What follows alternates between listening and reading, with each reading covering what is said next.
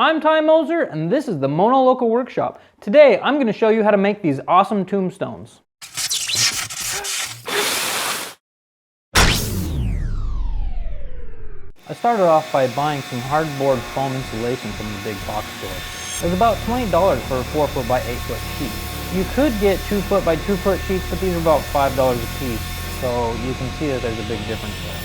I used my table saw to cut them all down to size. Now, I mean, you can just use a sharp knife and do it, but why not use my table saw? It's nice and easy. I was planning on cutting out the tombstones using my X-Carve CNC, so I loaded up easel and put in the dimensions of my tombstones. They're roughly 16 by 24, just under an inch thick, and since it is foam, I can go much faster. So I did about a 1/4 inch depth per cut and a rate of 120 inches per minute. I imported the SVG files for the tombstones. These are available both on my blog and on Inventable's website. The links will be in the description. You want to make sure that your image is in the center of the foam you're cutting.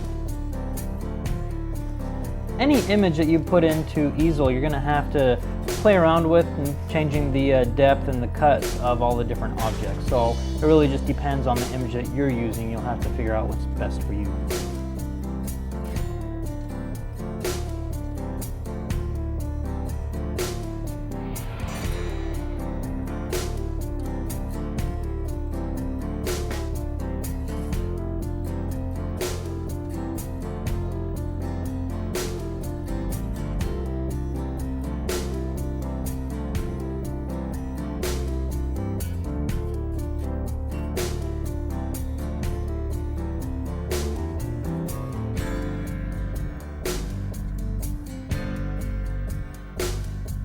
After clicking carve and setting the position and the bit size and everything, it's really just sit back and watch.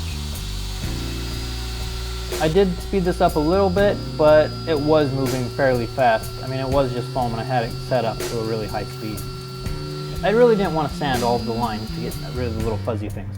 So I ended up just using my heat gun to get rid of everything, and it really gave all of the letters and the general tombstones just a really nice aged look. I actually got this idea from Nick Ferry's videos, because I always see at the end of a lot of his clips where he'll have him melting or making bricks and melting it using a heat gun. So you can see a link down in the description for his channel.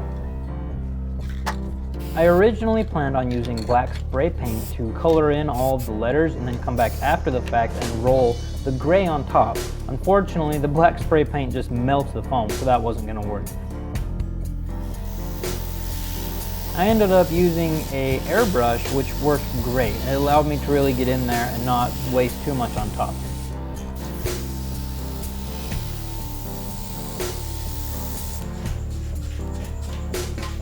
I used a brush on some of the more detailed objects and then just used a flat foam roller, kind of a rigid foam roller, and rolled on the gray on the rest. It really made the letters pop out with the black inside them. I came back with the airbrush and just lightly touched up different areas with the black, really giving it an aged look.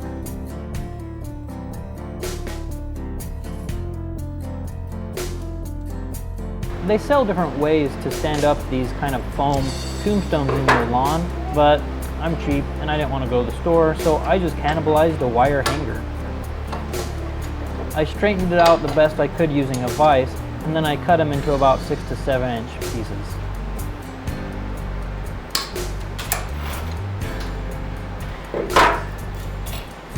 Then just sticking them about halfway in the ground and then putting the styrofoam tombstones on top of them, they were pretty solid. I think this method will hold up to a moderate storm, but if you live in a really windy area, or if these are going to be up for multiple days or weeks, then you might want to come up with a solution to really lock them down to the ground. But in my case, they were really only going to be here for one night, and this worked great for me.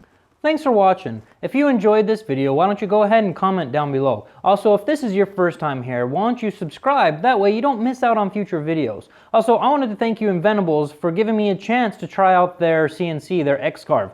I've got a lot of really cool ideas in mind for it, and I've already played around with it for quite a while. So I know this is my first video on it, and I don't plan on completely having videos just on CNC. I think that it'll probably be a small part of videos, but I mean, it's not that much fun to just sit there and watch the CNC go around and around and around.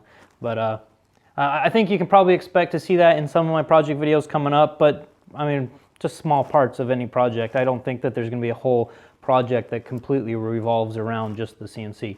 But I like this. I think these turned out great. Everybody that came to my house for Halloween, they had to stop and kind of check it out. And they're like, where did you get these things? I was like, well, I made them. So I think a lot of people were really impressed about the quality of these things. And it kind of gave me a chance to get an airbrush. I've never done that before. That turned out really neat. And I was kind of surprised about how granular or how detailed you can really get with that, or really pull it back and kind of give it a nice fade look. So anyways, thanks for watching.